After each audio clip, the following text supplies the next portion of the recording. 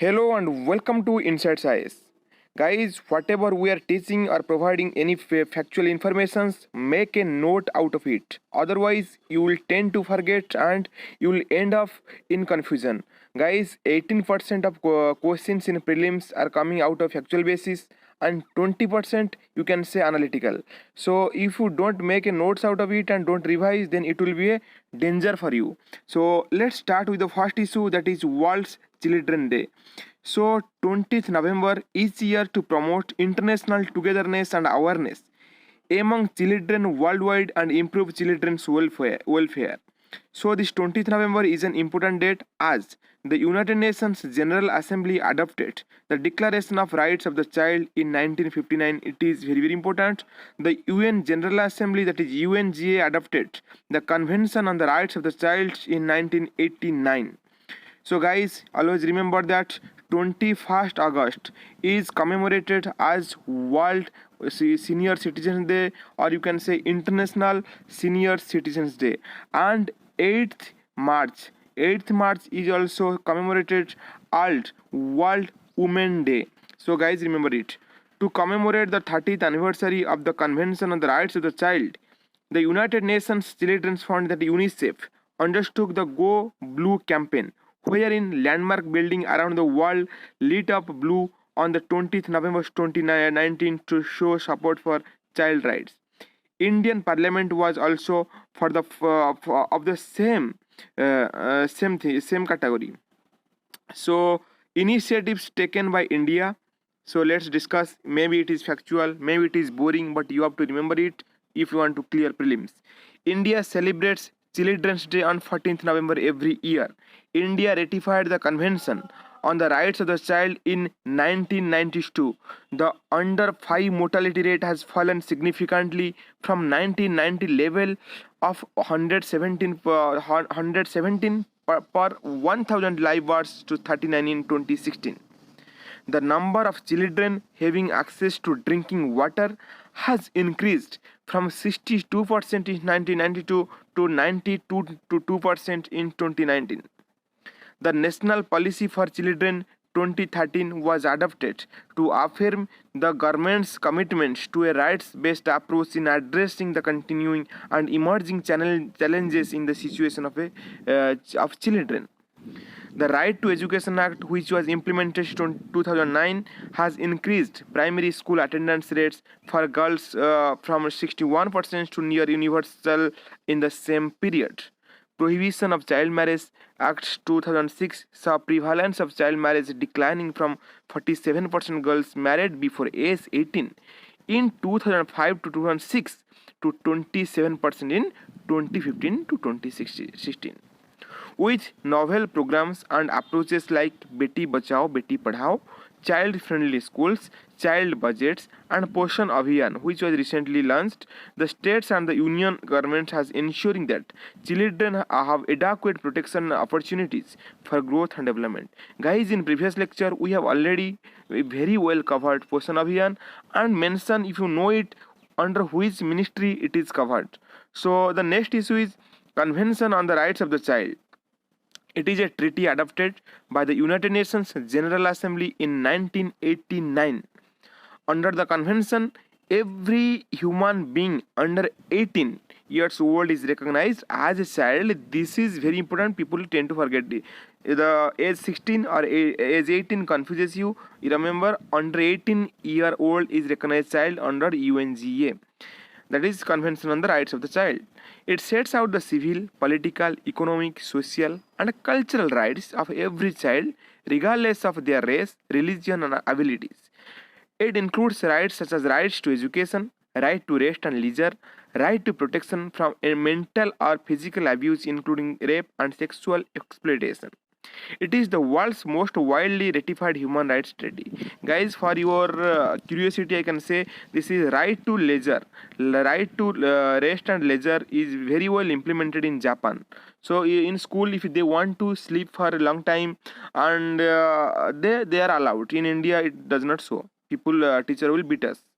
So the next issue is monitoring aerosol optical depth, that is AOD.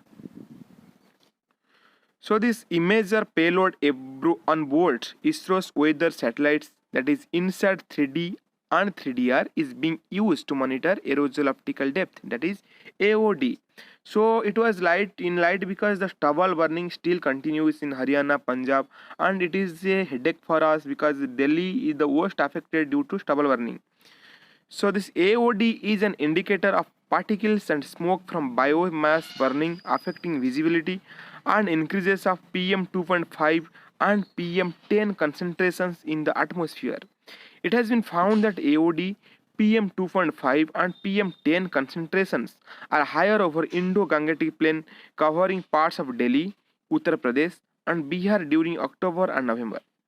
ISRO has been using satellite data since 2015 to monitor stubble burning and to generate the maps of stubble burned area in Kharif season. This is important. In which season is the stubble burning took place? It is Kharif season. So let's have a note, so that is aerosol optical depth, that is AOD, is a measure of extinction of the solar beam by dust and haze. Particles in the atmosphere, that is dust, smoke and pollution, can block sunlight by absorbing or by scattering light. AOD tells us how much direct sunlight is prevented from reaching the ground by these aerosol particles. Let's have discuss a question. What do you understand by aerosol optical depth? It is said that the worsening air quality in Indian cities is already affecting the lives of the very young and the elderly and reducing labor productivity. What urgent and long-term measures do you suggest to improve the air quality in Indian cities? So the next issue is green steel. So the term green steel refers to steel making process that lowers greenhouse gas emission, cuts and improves the quality of steel.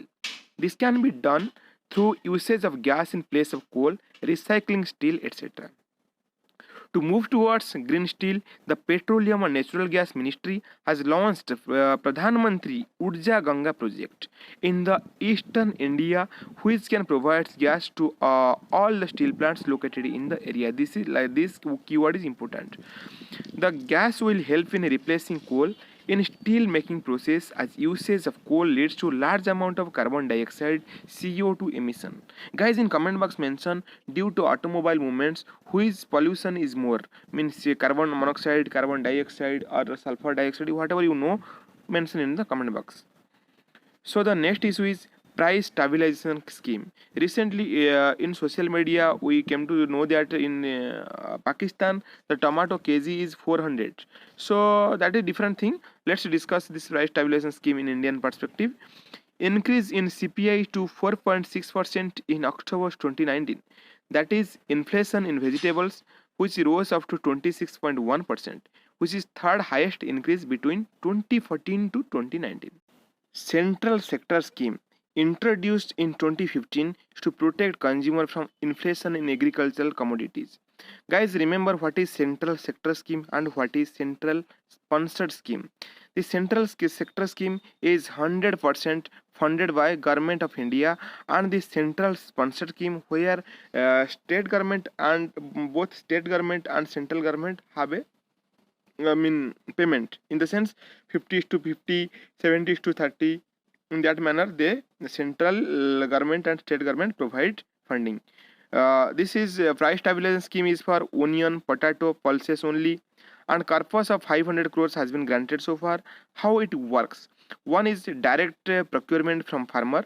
One is create a buffer stock, and then is release stock into market at lower prices, and it is implemented by Ministry of Consumer Affairs and is fund managed by PSF Management Committee. The next issue is Avian Botulism. What is this? The Indian Veterinary Research Institute, that IVRI, that is located in Uttar Pradesh, has confirmed avian botulism as the reason for mass mortality of birds at Sambar Lake in Rajasthan. The avian botulism is a neuromuscular illness caused by botulinum, that is natural toxin that is produced by a bacteria, not a virus. It is bacteria, that is Clostridium botulinum. It's not required that much. Only remember this botulism and you will link to botulism as bacteria and it is in Sambar Lake, Rajasthan. Okay. So the bacteria is commonly found in the soil, rivers and seawater. It affects both humans and animals. Condition is anaerobic, nutrient-rich condition where they can grow. The bacteria also need anaerobic, that is absence of oxygen conditions, and do not grow in acidic conditions. It affects the nervous system of birds, leading to paralysis in their legs and wings. Sambar Lake, let's discuss something about this. The Sambar Salt Lake is India's largest inland saltwater body, located in near Jaipur in Rajasthan. The lake is surrounded on all sides by Aravalli Hills. It is a source of most Rajasthan salt production. Sambar has been designated as a Ramsar site, recognized wetland of international importance, because the wetland is a key wintering area for tens of thousands of flamingos and other birds that migrate from the northern Asia. Guys, in comment box mention which is the highest lake of India. Highest mean in highest altitude. Highest lake of India. And second mention which is the largest freshwater lake in India. And also mention which is the largest brackish water lake in India. So let's discuss the question which was asked in prelims 2015. H1N1 virus is sometimes mentioned in the news with reference to the which one of the following disease? AIDS, birds flu, dengue and swine flu. The right answer is swine flu. So let's discuss the next question. Recently linking which of the following rivers was undertaken? Options available are Kaveri and Tungabhadra, Godavari and Krishna, Mahanadi and Son, Narmada and Tapti. The answer would be B. It was in news in 2016, so it was asked in prelim 2016. When you're going to write prelims 2020, guys, have a look which kind of disputes are being in news. So I gave this question so that you can have a outlook that which kind of question are asked in prelims. Thank you guys, have a nice day. Let's do the questions.